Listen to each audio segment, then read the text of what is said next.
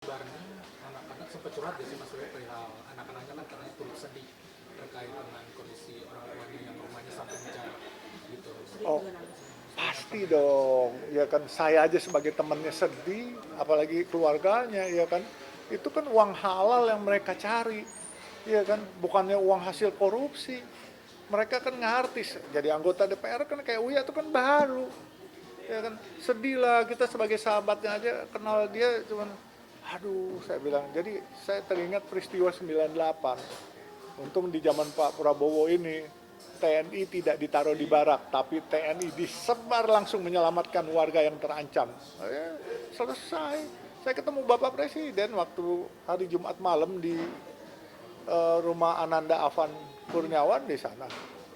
Dan Bapak Presiden bilang sama saya, Pak Yusuf, jangan pernah lelah berbuat untuk negeri kita, katanya.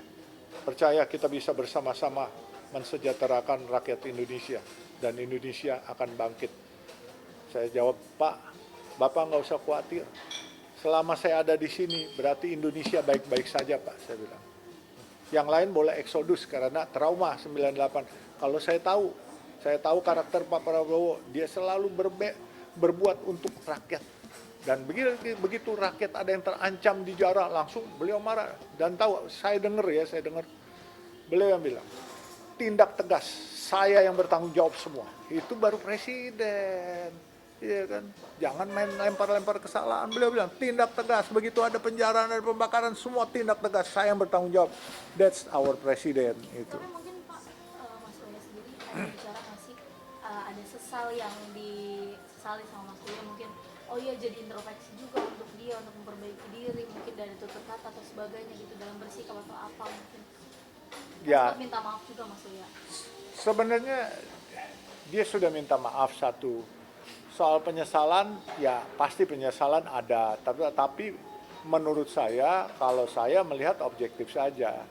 Itu kesalahan bukan pada Mas Uya, kesalahan kepada orang yang edit video itu. Mas Uya sendiri tidak. Jadi gini nih, kita lihat konteksnya. Waktu tanggal 16 Agustus itu joget-joget itu adalah bukan joget-joget karena kenaikan gaji. Kita kan tahu joget-joget itu kalau nggak salah kita merayakan 17 Agustus kan.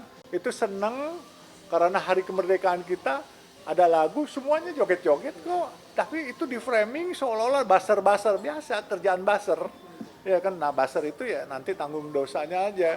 Kalau saya udah bilang, Mas Uya, saya dibuzzerin mah udah biasa, ya kan, nggak usah pusing, nggak usah laden. Tapi kalau ini buzzer yang buat Mas Uya, ini jahat sampai didorong seolah-olah Mas Uya salah sampai ada yang nunggangin terus dijarah rumahnya. Itu jahat itu. Ya. Berarti bisa dibilang marahnya ini bukan karena Mas Uya joget, tapi karena memang orang-orang yang sudah melihat video atau editan atau framing Mas Uya ini seolah melihat tidak peduli dengan rakyat gitu ya. Bisa joget. Iya, nah makanya kan seolah-olah tidak peduli dengan rakyat. Padahal Mas Uya itu saya tahu kontribusinya terutama buat tenaga-tenaga kita yang tenaga kerja luar negeri ya. Itu sih all out lah itu Mas Uya. Makanya saya bilang, Mas Uya jangan sampai pernah lelah dan berhenti membantu saudara-saudara kita para PMI. Karena itu saudara-saudara kita banyak kesulitan-kesulitan yang nggak bisa speak up. Jadi harus di tempat Mas Uya mereka speak up gitu. Kerugiannya berupa apa aja sih kata Mas Surya? Kalau kerugian benda, keluarga Mas Uya saya lihat sudah ikhlas. Tapi yang masih belum ikhlas kucingnya yang kesian. Berapa kucing yang Ada nggak tahu, ada beberapa ya, mungkin di atas 5 ya. Saya kemarin dia bilang 8 atau berapa kucingnya yang hilang, dan dia cuman kucingnya takut nggak dirawat dengan pasti gitu. Kalau orang yang ngambil ngerawat nggak apa-apa, bahkan saya bilang kalau begitu siambarain aja buat sayembara, nanti kalau ketemu kucing itu dikasih hadiah. Iya dia mau kok, katanya. Tapi kan nggak cuma hanya punya jualan nggak jadi Eko mungkin kan ada sama bapak dan berbagai orang-orang dewan yang lainnya gitu yang rumahnya dia. Mas Eko tadi siang komunikasi sama saya by video call. Saya bilang, Mas Eko sabar, Mas Eko juga orang baik. Saya kenal Mas Eko tuh dari peristiwa 98, lagi Mas Eko dagang makanan di kaki lima di daerah Kuningan itu. Pas mesti ngelawak terus dagang makanan pas 98 kan sepi itu. Saya kenal lama Mas Eko itu, Mas Eko ya menurut saya juga orang baik, istrinya Mbak Fiono juga orang baik, makanya